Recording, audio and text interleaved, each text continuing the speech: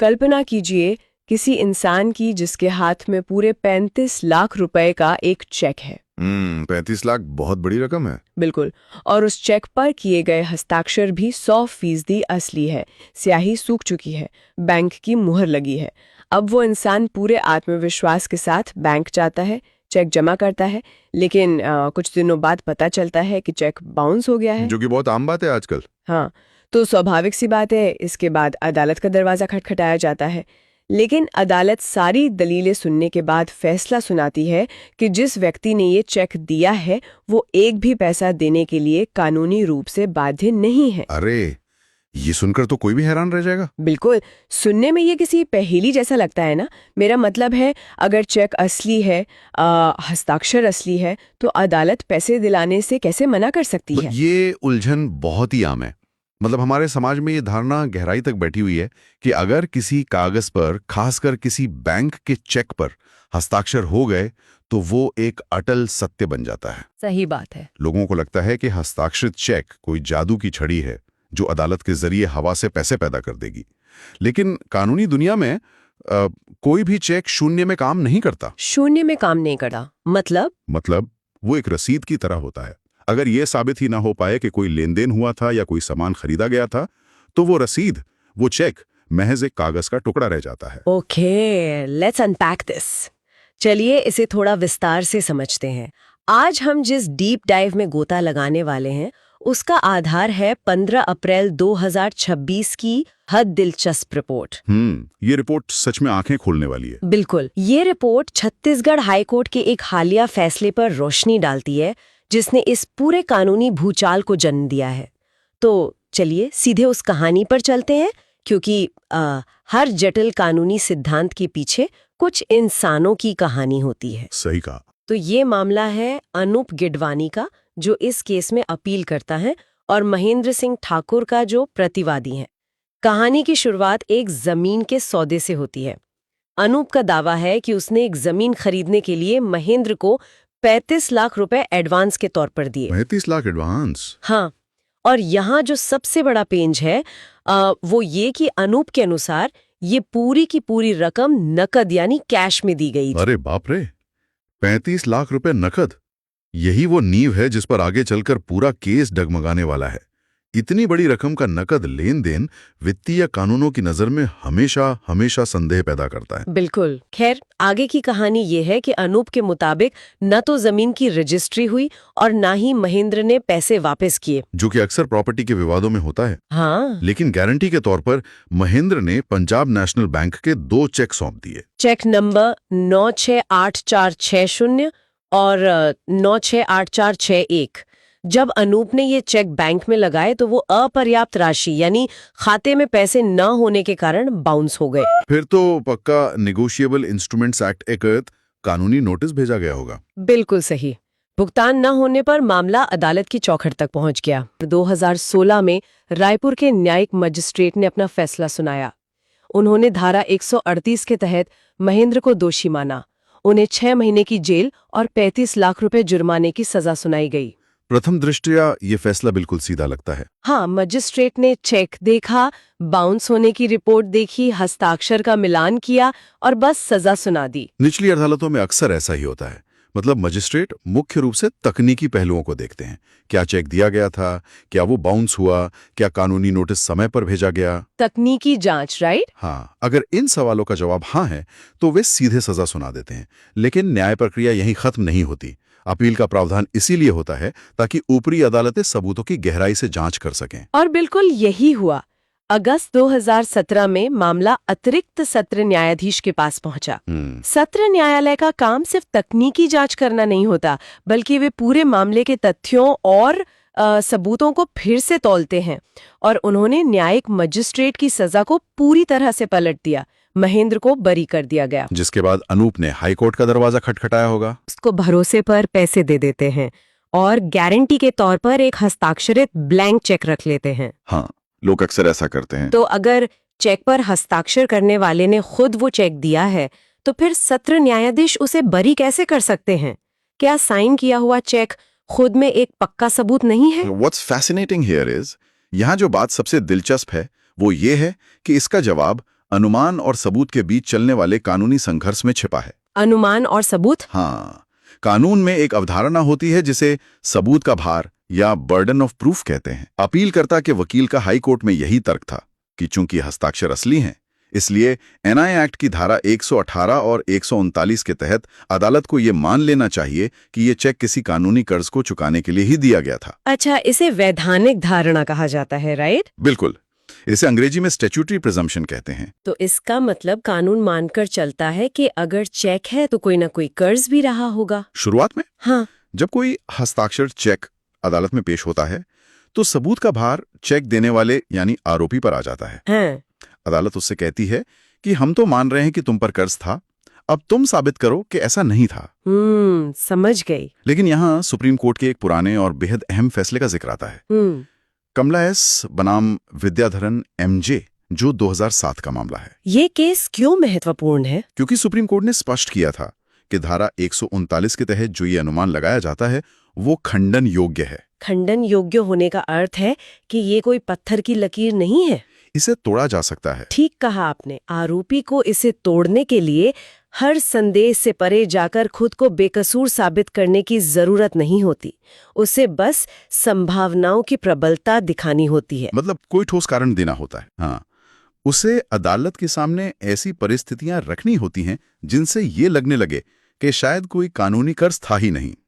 और इस मामले में प्रतिवादी के वकील ने अदालत के सामने ठीक यही किया। क्या किया उन्होंने? उन्होंने सबसे पहले इस बात पर जोर दिया कि 35 लाख रुपए नकद दिए जाने का कोई भी दस्तावेजी सबूत पेश नहीं किया गया है। हाँ, और इसके साथ ही एक और बहुत दिलचस्प तथ्य सामने रखा गया।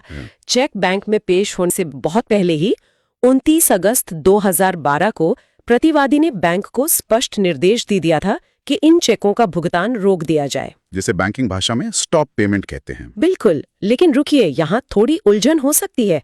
स्टॉप पेमेंट करवाना तो चेक बाउंस से बचने का एक बहुत पुराना और आजमाया हुआ तरीका है। हाँ, लोग ऐसे करते हैं बचने के लिए। कोई भी व्यक्ति चेक काट कर देगा और फिर बैंक को फोन करके कह देगा कि पेमेंट रोक दो ताकि उसके खाते से पैसे ना कटे।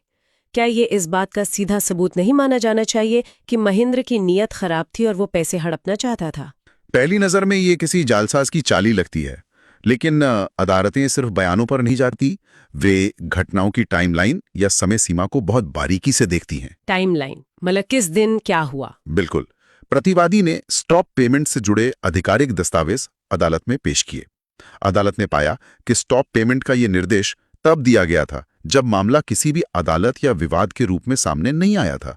ये चेक प्रस्तुत करने से बहुत पहले की घटना है। अच्छा, यानी ये कोई अचानक लिया गया फैसला नहीं था जब चेक बाउंस होने का डर पैदा हुआ हो। यही तो असली पेच है। जब कोई व्यक्ति चेक प्रस्तुत करने से हफ्तों या महीनों पहले ही बैंक को भुगतान रोकने का निर्देश दे देता है, तो ये इस बात का एक मजबूत संकेत है कि दोनों पक्षों के बीच बैकग्राउंड में पहले से ही कोई विवाद पनप रहा था। मतलब सब कुछ ठीक नहीं चल रहा था। हाँ, ये दर्शाता है कि चेक किसी तयशुदा शांतिपूर्ण कानूनी कर्ज को चुकाने के लिए स्वेच्छा से नहीं दिए जा रहे थे। जब यह साबित हो गया कि पहले से अनबन चल रही थी, तो चेक के कर्ज चुकाने के लिए दिए जाने का कानूनी अनुमान कमजोर पड़ जाता है और यहीं से सबूत का भार एक बार फिर पलट जाता है। बिल्कुल। ये तो एक टेनिस मैच की तरह हो गया। शुरुआत में गेंद प्रतिवादी के पाले में थी कि वो खुद को निर्दोष साबित करे। उसने स्टॉप पेमेंट और बिना सबूत के नकद का रैकेट घुमाकर गेंद वापस अपीलकर्ता के पाले में डाल दी। बहुत सही उदाहरण दिया आपने। तो अब अपीलकर्ता को साबित करना था कि 35 लाख का वो कर्ज वास्तव में मौजूद था, और यहीं से कहानी पूरी तरह पलट जाती है। मामला हाईकोर्ट में जस्टिस राधाकृष्ण अग्रवाल की बेंच के सामने था। और फैसला 10 अप्रैल 2026 को आया। हाँ, हाईकोर्ट ने अपीलकर्ता की कहानी की जो तहकीकात की, वो ये समझने के लिए काफी है कि अदालतें काम कैसे करती हैं। हाईकोर्ट की भूमिका यहाँ बहुत सीमित लेकिन पैनी होती है। जस्टिस अग्रवाल ने सबसे पहले सुप्रीम कोर्ट के जाफरुद्दीन और अन्य बनाम केरल राज्य मामले का संदर्भ दिया। ये कौन सा मामला है? ये 2022 का फैसला है जो अपील अदालतों के लिए एक लक्ष्मण रेखा खींचता है। ये नियम तय करता है कि अगर निचली अदालत ने किसी को बरी कर दिया है, तो जब तक उस फैसले में कोई स्पष्ट अवैधता न हो, ऊपरी अदालत को उसमें दखल नहीं देना चाहिए। इसका अर्थ ये है कि हाईकोर्ट को सिर्फ ये देखना था कि क्या सत्र न्यायाधीश ने बरी करने का फैसला देकर कानून की कोई बहुत बड़ी अवहेलना की है। बिल्कुल सही। Here's where it gets really interesting. यहाँ मामला सच में बेहद दिलचस्प हो जाता है, क्योंकि इस जांच के दौरान अदालत ने शिकायतकर्ता यानी अपीलकर्ता की गवाही को एकदम माइक्रोस्कोप के नीचे रखा। जिसे कानूनी दस्तावेजों में PW1 की गवाही कहा जाता है। हाँ, और इस गवाही में 3 ऐसी भयानक विसंगतियां सामने आईं जिन्होंने अपीलकर्ता के पूरे दावे को ताश के पत्तों की तरह बिखेर दिया। वे 3 विसंगतियां सिर्फ कानूनी कमियां नहीं थीं, बल्कि वे मानवीय व्यवहार और सामान्य समझ के बिल्कुल विपरीत थीं। चलिए इन पर एक एक करके बात करते हैं। अदालत का ध्यान खींचने वाली पहली कमी थी वित्तीय क्षमता का रहस्य। जिरा के दौरान शिकायतकर्ता ने खुद अदालत के सामने स्वीकार किया कि उसकी सालाना आय लगभग 3.5 लाख रुपए है। सिर्फ 3.5 लाख? हाँ, अब सोचने वाली बात है, जो व्यक्ति साल भर में 3.5 लाख रुपए कमाता है, वो 35 लाख रुपए, जो कि उसकी पूरे 10 साल की गाढ़ी कमाई के बराबर है, अचानक से किसी को नकद कैसे दे सकता है? अदालतें आर्थिक हकीकत से भली भांति परिचित होती हैं। ये सवाल सिर्फ गणित का नहीं है, ये व्यावहारिकता का है। इतनी बड़ी रकम नकद देने के लिए आपके पास या तो कोई पैतृक संपत्ति बिकने का पैसा आना चाहिए या कोई बड़ा कर्ज लिया गया होना चाहिए। बिल्कुल। अगर आय का कोई ठोस स्रोत नहीं है तो इतना सारा नकद पैसा पैदा कहां से हुआ? ये एक गंभीर खतरे की घंटी थी जिसने अदालत को सचेत कर दिया। और यही सवाल हमें दूसरी सबसे बड़ी कमी की ओर धकेलता है, कागजी सबूतों का पूरी तरह से नदारद होना। 35 लाख रुपए कोई छोटी मोटी रकम नहीं है कि बस बटुए से निकाली और दे दी। एकदम सही। लेकिन इस लेन देन को साबित करने के लिए अदालत में एक भी इनकम टैक्स रिटर्न पेश नहीं किया गया। कोई ऐसा बैंक स्टेटमेंट नहीं दिखाया गया जहां से ये पैसा निकाला गया हो। बस एक मौखिक दावा किया गया कि नकद भुगतान हुआ था। यहाँ अदालतों की सोच और आयकर कानूनों के अंतर संबंध को समझना बहुत दिलचस्प है। आयकर अधिनियम स्पष्ट रूप से रियल एस्टेट या अन्य सौदों में इतने बड़े नकद लेन देन को हतोत्साहित करता है, ताकि काले धन पर रोक लग सके। बिल्कुल। इसका सबसे बड़ा कारण काले धन पर रोक लगाना ही है। जब लोग बड़े सौदे नकद में करते हैं और उसका कोई रिकॉर्ड इनकम टैक्स रिटर्न में नहीं दिखाते, तो वे दरअसल कानून से आंख मिचौली खेल रहे होते हैं। अदालतें इस बात को लेकर बहुत सख्त हैं कि अगर आप खुद अवैध तरीके से बिना हिसाब किताब का नकद लेन देन कर रहे हैं, तो कल को विवाद होने पर अदालत आपके उस अघोषित धन को वापस दिलाने के लिए रिकवरी एजेंट का काम नहीं करेगी। क्या बात है, ये बहुत ही सटीक पॉइंट है। इसीलिए जब इतने बड़े नकद दावे बिना किसी दस्तावेजी सबूत के किए जाते हैं, तो कानूनी देनदारी स्थापित करना लगभग असंभव हो जाता है। ये कानूनी तर्क बहुत मजबूत है, लेकिन तीसरी गमीर जिसने इस केस के ताबूत में आखिरी कील ठोक दी, वो इंसान के मनोविज्ञान से जुड़ी है। शिकायतकर्ता की याददाश्त का अचानक चला जाना। वो हिस्सा तो केस का सबसे अजीब पहलू है ना? कल्पना कीजिए किसी सामान्य मध्यवर्गीय इंसान की, जिसने अपने जीवन की जमा पूंजी 35 लाख रुपए किसी जमीन के लिए दे दिए हों। आमतौर पर वो इंसान उस जमीन का कोना कोना जानता होगा। बिल्कुल, उसे सब याद होगा। लेकिन जब अदालत में शिकायतकर्ता से सवाल पूछे गए, तो उसे ये तक याद नहीं था कि वो कौन सी जमीन खरीदने वाला था। उसे जमीन का तय हुआ रेट नहीं पता था, पैसा किस जगह पर दिया गया था ये याद नहीं था। ये तो हद हो गई। और सबसे हैरानी की बात, इतने बड़े लेन देन के समय वहां कौन गवाह मौजूद था, वो अदालत को ये भी नहीं बता पाया। यही वो बिंदु है जहां कहानी पूरी तरह से अविश्वसनीय हो जाती है। मतलब इंसान का स्वभाव है कि जब वो अपनी खून पसीने की कमाई कहीं लगाता है, तो उसे एक एक छोटी बात याद रहती है कि किस दिन, किस समय और किसके सामने पैसे दिए गए थे। हाँ, लोग तो सालों साल नहीं भूलते। बिल्कुल। हर एक बुनियादी तथ्य का इस तरह दिमाग से गायब हो जाना ये साफ इशारा करता है कि शायद वो घटना कभी उस तरह से घटी ही नहीं थी जैसा अदालत में बताया जा रहा है। अदालत की एक टिप्पणी इस पूरे मामले का सटीक सार प्रस्तुत करती है। कोर्ट ने कहा कि शिकायतकर्ता अपीलकर्ता के साक्ष्य विश्वास पैदा नहीं करते हैं। इतनी बड़ी राशि से जुड़े लेन देन के लिए सामान्यतः दस्तावेजी साक्ष्य की अपेक्षा की जाती है। इस टिप्पणी का कानूनी वजन बहुत ज्यादा है। अदालत ने अपने फैसले में विस्तार से बताया कि वर्तमान मामले में ऐसा कोई भी कागजी सबूत न होने के कारण 35 लाख रुपए के कथित नगद एडवांस भुगतान के दावे पर गहरे बादल छा गए हैं। गहरे संदेह के ये बादल ही वो वजह बने जिसने एनआई एक्ट की धारा 139 के उस अनुमान को पूरी तरह से ध्वस्त कर दिया। एकदम सही। जब शिकायतकर्ता के अपने बयाने इतने विरोधाभासी हों, आय का स्रोत न हो और लेन देन की कोई स्मृति न हो, तो फिर केवल हस्ताक्षर वाले चेक के दम पर केस नहीं जीता जा सकता। तथ्य इसके बिल्कुल उलट थे। प्रतिवादी ने अपना बचाव केवल हवा में नहीं किया था, उसने स्टॉप पेमेंट के दस्तावेज पेश किए और जिरहे के दौरान शिकायतकर्ता की कहानी में मौजूद उन दरारों को अदालत के सामने उजागर कर दिया। इससे यह साबित हो गया कि 35 लाख रुपए के किसी कानूनी कर्ज के होने की संभावना ना के बराबर थी और अंततः हाईकोर्ट इस निष्कर्ष पर पहुंचा कि निचली अदालत यानी सत्र न्यायाधीश का प्रतिवादी को बरी करने का फैसला न केवल सही था बल्कि पूरी तरह से तार्किक था। So what does this all mean? तो इस सब का मतलब क्या है? इन सब कानूनी दलीलों का असल जिंदगी में क्या अर्थ निकलता है? ये एक बहुत जरूरी सवाल है, क्योंकि ये फैसला केवल दो लोगों के बीच जमीन के विवाद तक सीमित नहीं है। वित्तीय लेन देन, चेक देने और लेने की जो संस्कृति हमारे समाज में है, उसके लिए यह फैसला एक बहुत बड़ा सबक लेकर आता है। अगर हम इसे बड़ी तस्वीर से जोड़कर देखें तो ये फैसला एक बहुत सख्त चेतावनी देता है।